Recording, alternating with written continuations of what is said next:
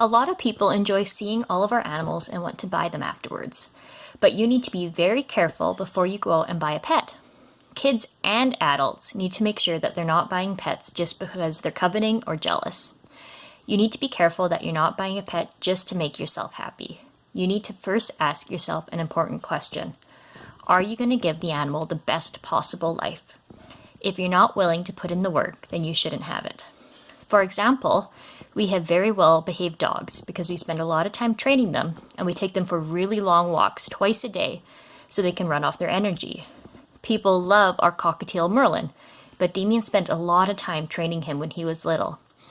A lot of people want very well behaved pets without putting in any work and then disappointed when they buy them from the pet store and they don't listen to them or do what they want them to do. If you have cats or dogs in your house, do you do a good job taking care of them? Do you make sure to feed them, pick up their poop, and clean the litter box, or do you make your parents do that? If you have a dog, do you take them for walks or do you just leave them in the yard? If you want a cool pet like a lizard or a tortoise, you need to make sure you're first taking care of the pets you already have in your house. Reptiles live for a very, very, very long time. Are you willing to take care of your pet for the next 10 to 20 years? Most people only want their pet lizard or snake for a year or two. Then they get bored and they turn to new hobbies. And it's not that they don't love their pet. They probably wanted their pet really, really bad, and they probably begged their parents to let them buy them. And they probably took really good care of it for a while, and they spent a lot of time with it, but then eventually they got bored, and they'd rather play video games or go hang out with their friends. But when you own a pet, they're your responsibility and you need to take care of them first. It's not up to your parents to remind you to look after your pet. A lot of the animals in our house are rescues. That means that their owners stopped taking care of them. When the pets got hurt or sick, then they gave them to us. It's actually a really good thing to find a new home for your pet if you can no longer give them the best possible care. Some people just keep them and let them die, and many others release them into the wild. Snakes, lizards, and turtles from the pet store cannot live in the wild in Canada. They will die because we get such cold weather. A great idea would be to come and visit us when it's safe for people to visit again. We can give you the whole tour of the house and let you feed and hold most of our animals. That way you can see them without actually having to own one. Another thing to know is that anyone can work in a pet store. You don't need any experience with animals. You just need to know how to work a cash register. So don't get your information from a pet store.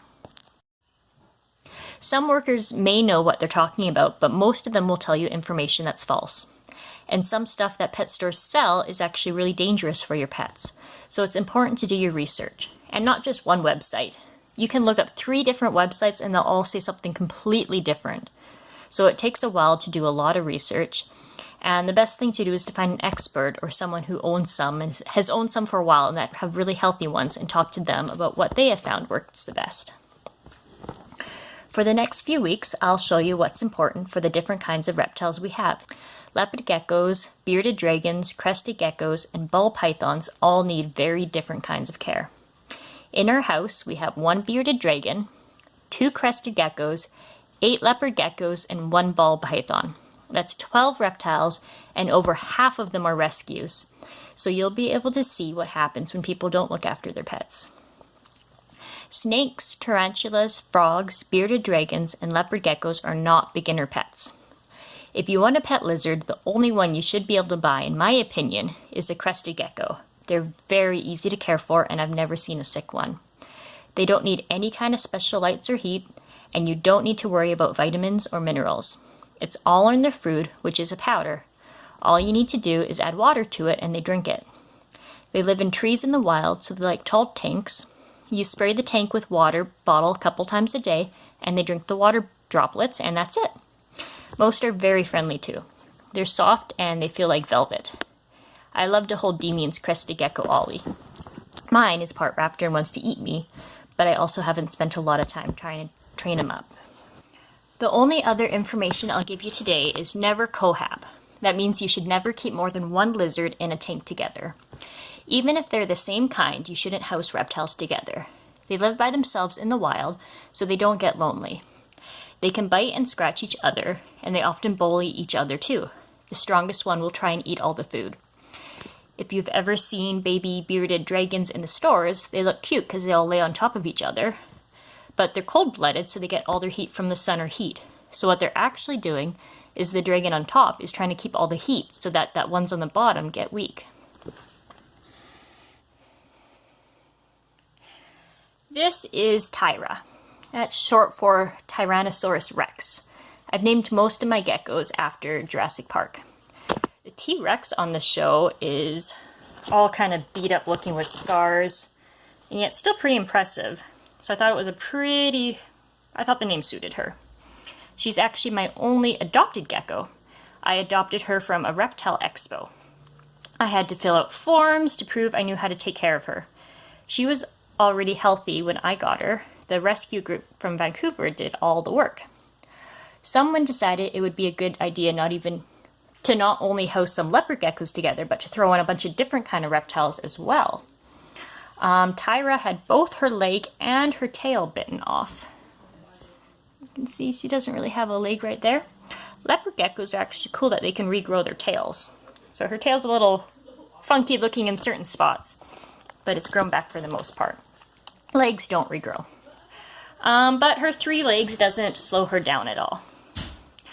All the other lizards that were living with her actually died, even the one that tried to eat her. She had to be taken to the vet so that they could amputate her leg properly, give her antibiotics because it was infected.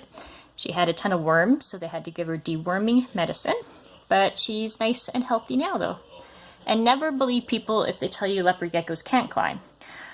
People assume that because they don't live in trees in the wild, but they're actually excellent climbers. And they love to do lots of climbing up of stuff.